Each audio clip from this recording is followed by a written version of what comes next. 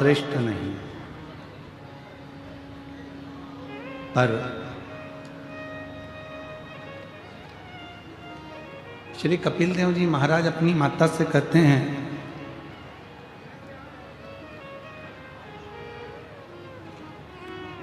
कि बुढ़ापे जैसा कोई सुख नहीं।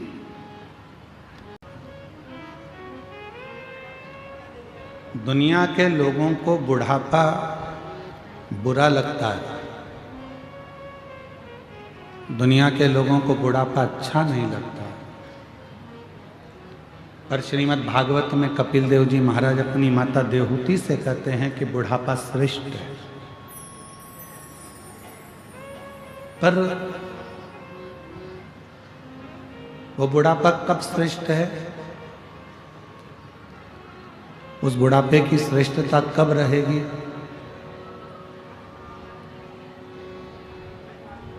माँ से कहा, माँ बुढ़ापे में दिखना थोड़ा सा कम हो जाता, नेत्रों की ज्योति थोड़ी कम हो जाती, तो दुख मत करो। संसार बहुत देख लिया आपने, पूरा संसार भ्रमण कर लिया आपने, पूरे संसार को आपने देख लिया। अब बुढ़ापे में परमात्मा चाहता है कि आप संसार को ना देखकर इन आँखों की रोशनी मैंने जो कम करी है, इनको बंद कर कर अपने भीतर बैठे हुए भगवान देव अधिदेव महादेव को झांकना प्रारंभ करो, देखना प्रारंभ करो। अब उसको देखो।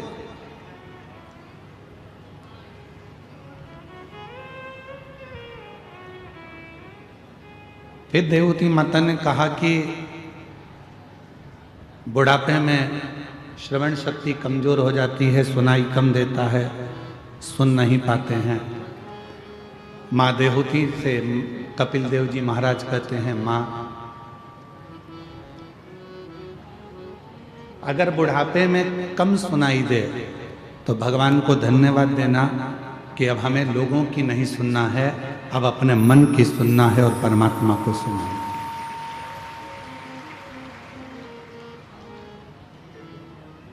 फिर कहा, बुढ़ापे में पाँव से चला नहीं जाता, तो कपिल देव जी महाराज कहते हैं, बुढ़ापा कहता है, माँ अब बहुत जगत में घूम लिए, अब एक जगह पर बैठकर भगवत नाम का कीर्तन करो, उससे बड़ा कोई सुख नहीं है।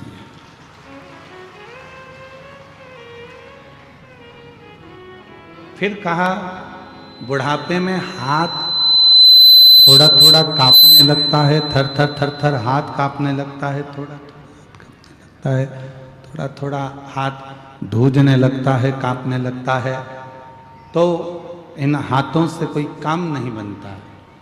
कपिल देव जी महाराज ने माँ देवहूति से कहा, माँ चिंता ना करिए, शंभो शंभो शंभो शंभो शंभो शंभो शंभो शंभो। माँ यदि थोड़ा बहुत हाथ कांपने भी लगे तो परमात्मा चाहता है तू माला करे, मन का एक जपे और वो तेरे हाथ धूजने से मन का 2 खसक जाए तो भी राम उसको स्वीकार कर लेता है, शिव उसको स्वीकार कर लेता है। अब बुढ़ापे जैसा सुख कहाँ?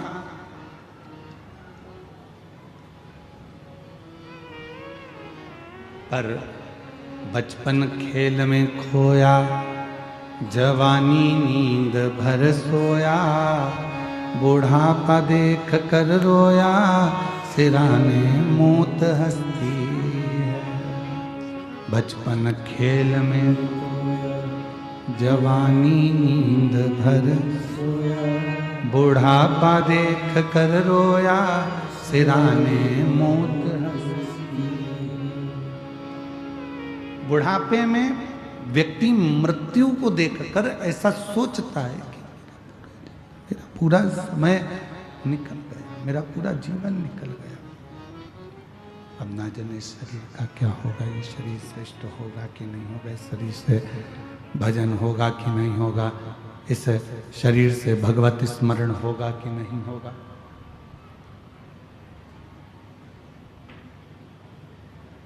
पर मेरी जीजियों, मेरे जीजाओं, मेरी बेटियों, मेरे बेटाओं, मेरी माताओं, मेरे बुजुर्ग माँ बाप, एक बात का स्मरण रखिएगा आप अपने अंदर कि बुढ़ापे से सुंदर कुछ नहीं हो सकता, जिसमें हम भगवत भजन को करें, भगवत स्मरण को करें, भगवत नाम को। ये चल रहा है स्पीकर, जरा कान लगाइए। भगवत नाम को जपें, भगवत स्मरण को करें, भगवत मंत्र जाप करें, भगवत नाम जाप करें और भगवत कीर्तन में डूबें।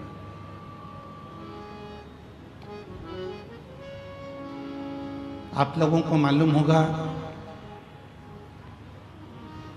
आप लोग सब बहुत वन क्षेत्र में रहते हैं, पूरा जंगल क्षेत्र है बस्तर, और इस वन क्षेत्र में ज़्यादा मात्रा में आम भी मिल जाता है, और एक फल वन क्षेत्र में ज़्यादा मिलता है जिसको बेर कहते हैं। अब हमारे उधर तो इसको बेर कहते हैं, तुम्हारे इधर बेर कहते हैं, बोर कहते हैं, क्या कहते हैं? जम के बोलो। बेर कहते हैं। आता है इधर? बोलो तो जम के। आता? दो देव ऐसे हैं जिनको बेर अति प्रिय है। एक मेरे देवाधिदेव महादेव और दूसरे मेरे अयोध्या के श्री रामचंद्र भगवान, जिनको बेर की प्रियता।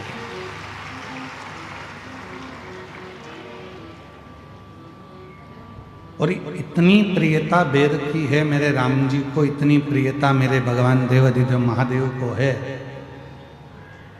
इस बेर के पीछे माँ जगत जननी ने एक बार भगवान शंकर से एक प्रश्न किया था, और आप लोगों को भी उस प्रश्न का उत्तर स्मरण में होना चाहिए।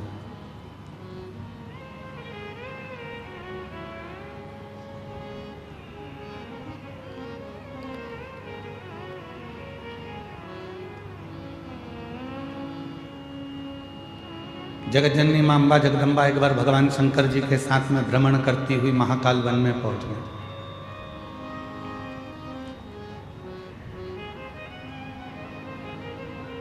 पार्वती मैया शिव जी के साथ में नंदी पर सवार होकर जब महाकाल वन में पहुंची और भ्रमण कर रही थी, भ्रमण करते करते मां पार्वती जी का साड़ी का थोड़ा सा भाग बेर की झाड़ी में उलझ गया।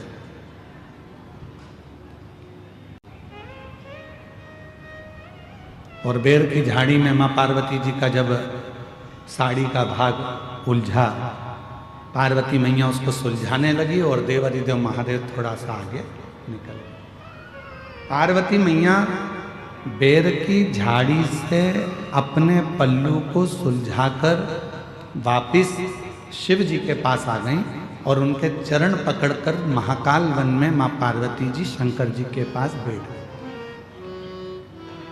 बाबा,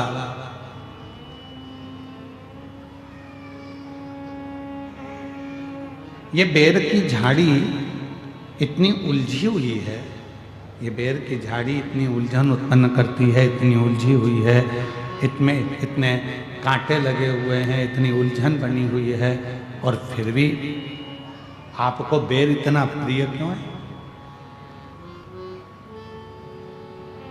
आपको ये बेर इतनी प्रियता क्यों है? आपको इस बेर की इतनी प्रियता क्यों? जब ये बेर की झाड़ी इतनी उलझी हुई है, इसमें कांटे इतने लगे हुए हैं, ये उलझन उत्पन्न करती है, इतनी उलझी हुई है, तो भी आपको बेर से इतना प्रेम क्यों है? शंकर भगवान ने उत्तर दिया, पार्वती, संसार जैसे बेर की झाड़ी उलझी हुई है, वैसे ही ये पूरा संसार सागर उलझा हुआ है, पर उस उलझे हुए संसार सागर में भी जैसे बेर पूरी झाड़ियों में उलझा रहता है, पर बेर उस झाड़ी में अपने आप को संभाल कर रखता है, और वो बेर एक दिन मेरे पास पहुंच जाता है। उसी तरह जिसने पूरे संसार में भ्रमण कर कर भी, संसार के लोगों के साथ रहने के बाद भी, संसार के जीवों में उलझने के बाद भी जो अपनी आत्मा को परमात्मा में लगा कर रखता है, शिव कहते हैं वो बेर की तरह मुझे स्वीकार होता चला जाता है।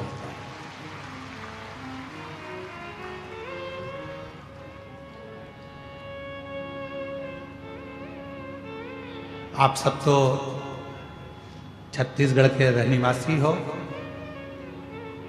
राम जी के नाना जी के घर से हो, तो आप लोगों को तो मालूम होगा मां शबरी अम्बा के दरवाजे पर जब भगवान श्री राम पहुंचे थे तो मां शबरी अम्बा ने राम जी को क्या खाने को दिया था?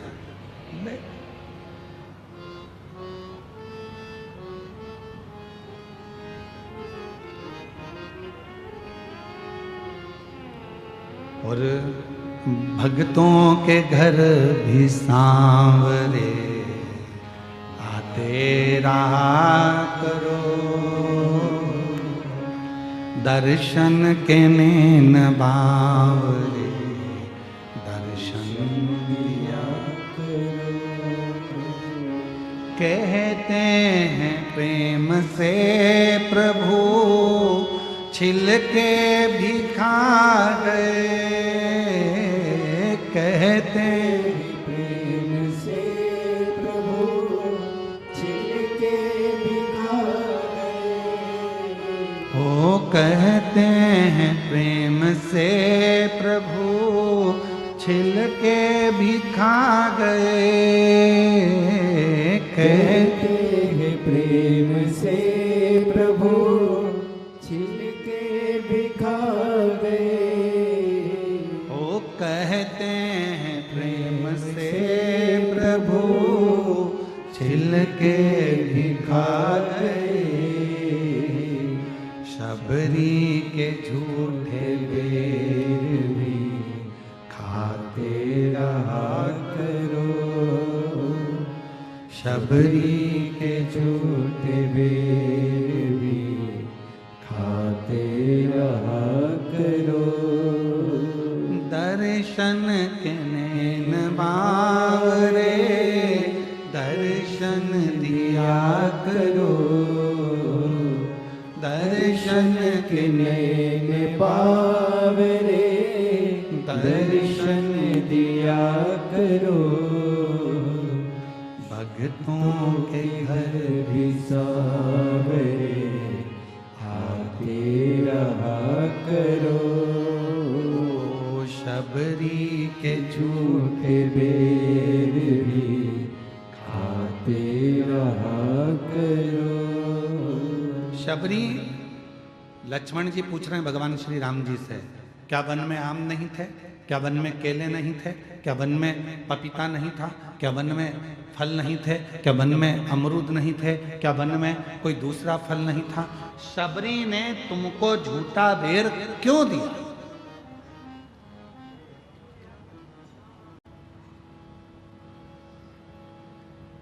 क्या वन में कोई दूसरा फल नहीं था? वन में तो केले भी मिल जाते, अमरूद भी मिल जाते, आम भी मिल जाते, दुनिया के सारे फल मिल जाते, फिर शबरी बेर क्यों दे रही है तुमको? लक्ष्मण जी को थोड़ा सा गुस्सा आया, उन्होंने कहा ये मुझे ठीक नहीं लगा कि सारे फल छोड़कर शबरी तुमको बेर दे रही है।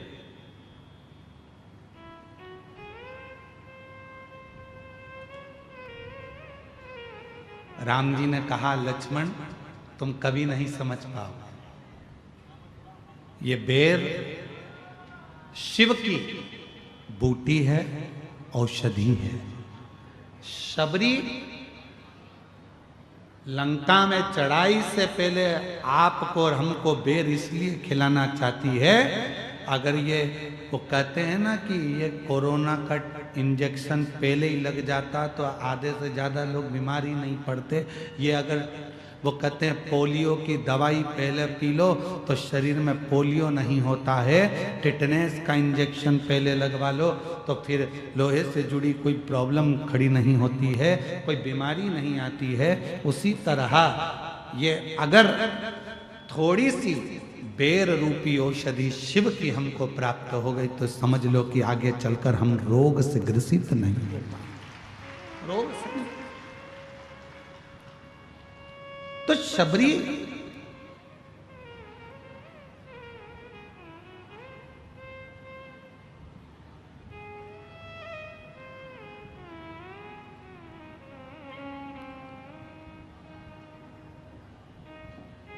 आप सबको मालूम होगा लक्ष्मण जी को राम जी ने बेर दिया था शबरी का झूठा वाला, और राम जी ने लक्ष्मण जी को दिया तो लक्ष्मण जी ने खाया था क्या? क्या करा? फेंक दिया। फिर लक्ष्मण जी को बाद में खाना पड़ा। कब? जब लक्ष्मण जी मूर्छा खाकर गिर गए, संजीवनी लेने हनुमान जी गए। लोग कह रहे थे वो संजीवनी लेने गए हैं, पर राम जी मुस्कुरा रहे थे कि संजीवनी नहीं है, जो सबरी ने बेर दिया था वो तूने खाया नहीं था, फेंक दिया था, वो पर्वत पर जाकर गिर गया था। उस पर्वत पर बेर का जो पौधा लगा था, उस पौधे की पत्ती का रस तुझे निचोड़ कर दिया गया, तब जाकर तू उठ कर बैठा, तब नहीं खाया, अब खा।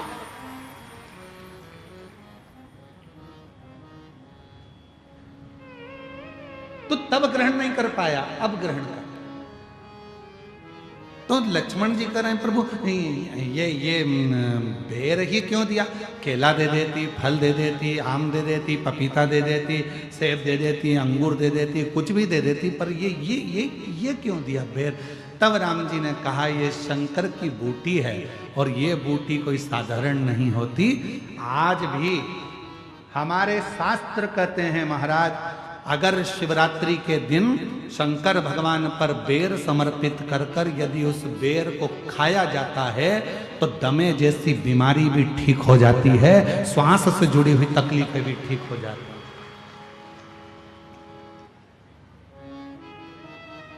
जिस व्यक्ति को चलने में हाँपड़ी भराती है, थोड़ी दूर चलकर बहुत तेज हाँपने लगता है, उसके दम भराने लगता है, सांस फूलने लगती है और उसको 10 जगह पर बैठना पड़ता है। किसी से बात करते करते उसको दम भरा जाती है, ठंड का समय है उसको दम भरा जाती है, सांस भरा जाती है, बोल नहीं पाता है, उसको बार बार उसके लंग्स इन्फेक्शन होने लगते हैं। उस व्यक्ति को शिवरात्रि के दिन शंकर भगवान पर एक बेर चढ़ाकर उस बेर को अवश्य खाना चाहिए।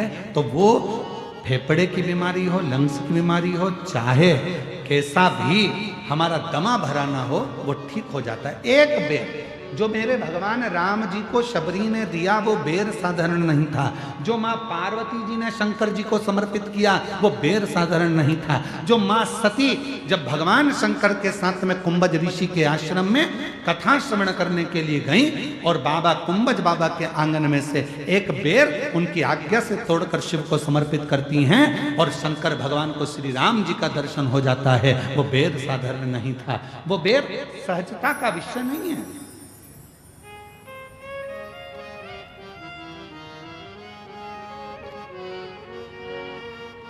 वो बेर साधारण नहीं है जिस बेर के पौधे के नीचे तुलसी बाबा को श्री हनुमान जी महाराज के साक्षीकरण हो जाता, जिस बेर की झाड़ी में भगवान राम के हनुमान जी का दर्शन हो जाता, वो बेर साधारण नहीं। और शबरी के झूठे बेर भी खाते रहा करो, दर्शन के बावरे दर्शन दिया करो। तो कभी कभी तो हमको लगता है कि शंकर भगवान, कभी कभी हमको लगता है भगवान श्री राम जी और मेरे भोलेनाथ जी ये तो वनवासियों से इतना प्यार करते हैं कि इनके बिना एक मिनट नहीं रह पाते, इसलिए इनका बेर उनको अति प्रिय लगता है, इसलिए उनको बेर की प्रियता है।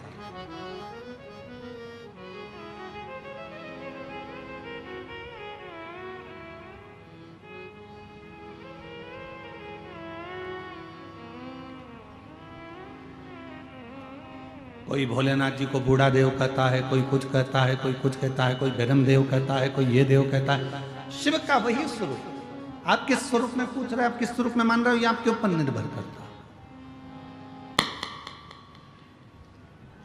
भगवान शंकर का वही स्वरूप, आप किस रूप में पूछ रहे हो, ये आपके ऊपर निर्भर।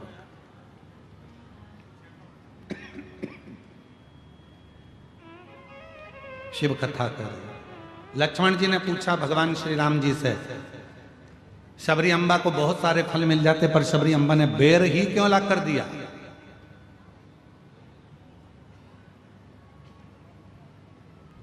बेर ही क्यों ला कर दिया?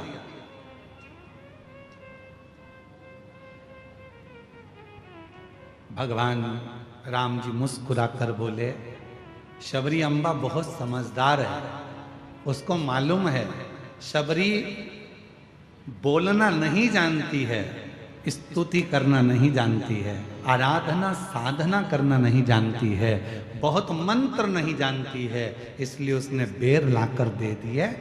और बेर भी झूठे कर दिए हैं कि मैं नहीं बोल सकती अपने मुख से मेरे दिल की बात, ये बेर बोलेंगे आपसे।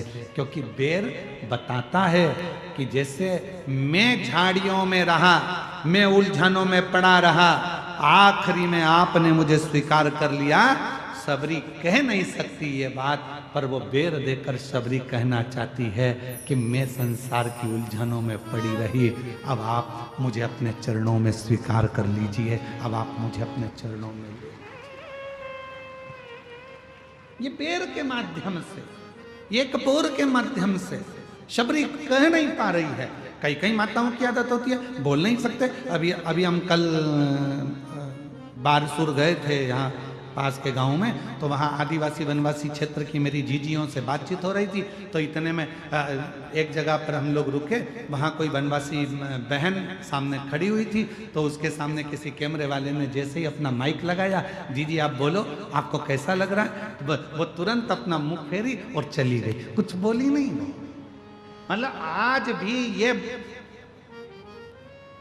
क्षेत्र, बस्तर क्षेत्र का आज भी वनवासी आदिवासी इतना पवित्रता का जीवन जी रहा है कि तुम्हारी आज की भाग दौड़ से वो बिल्कुल अलग है और अपनी जिंदगी को सात्विकता के साथ जी रहा है।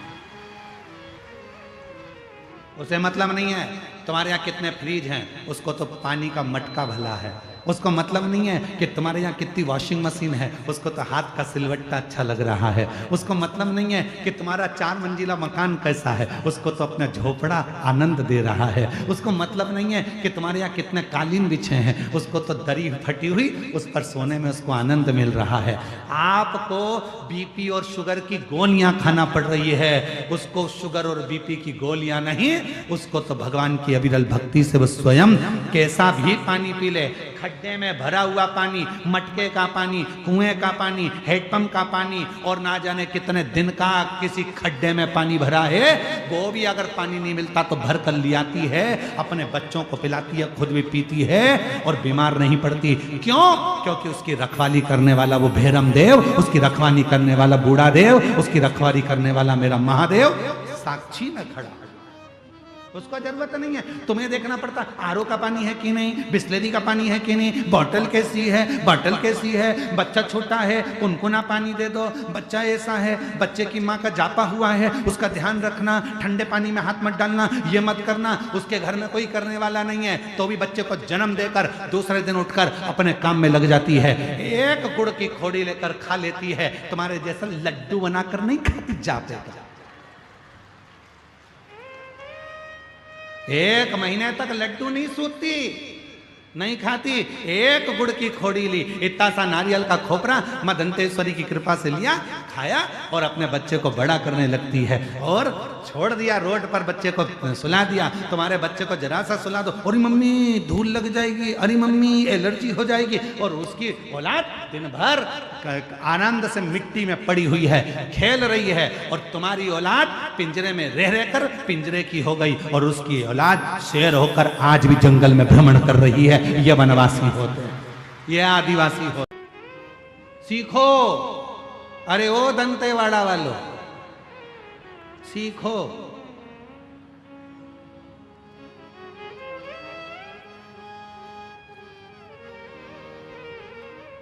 किसके सहारे जी रहा है?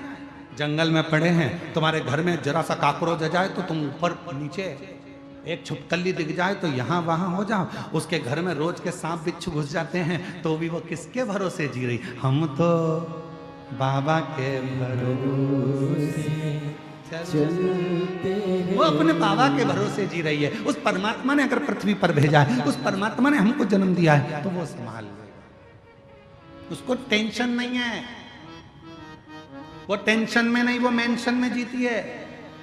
अपनी जिंदगी को अलमस्त होकर जीती है।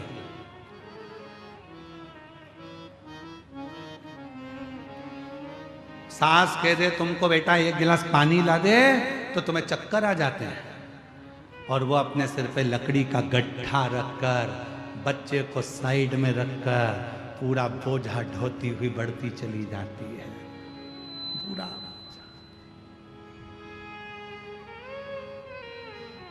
और एक हमसे हमारा घर नहीं संभल रहा। क्या मस्त की जिंदगी है जी। मेरे वनवासी आदिवासी क्षेत्र के जितने मेरे बहन भाई हैं, उन सभी को पवित्र चरणों को नमन करता हूं कि आप अपने संस्कारों को नहीं भूले हो, और आप अपनी भारत माता की सभ्यता को नहीं भूले हो, आप अपने सनातन को नहीं भूले हो। बस इनको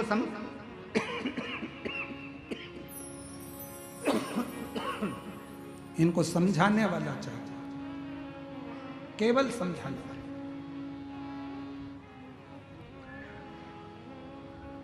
दूसरे धर्म के लोग इनसे लाभ उठा, दूसरे धर्म के लोग इनसे फायदा उठा रहे।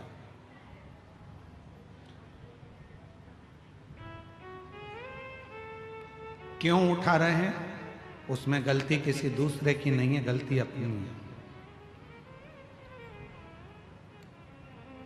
हमने आपने इनको दूर कर दिया था, बहुत दूर।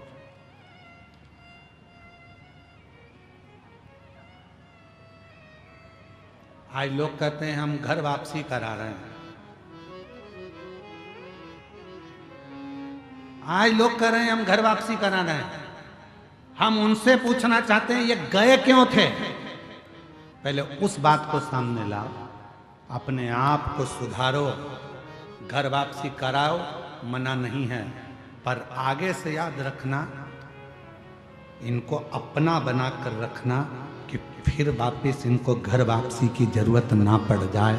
इनको उतना प्रेम, उतनी वात्सल्यता, उतनी करुणता दीजिए, उतनी करुणा।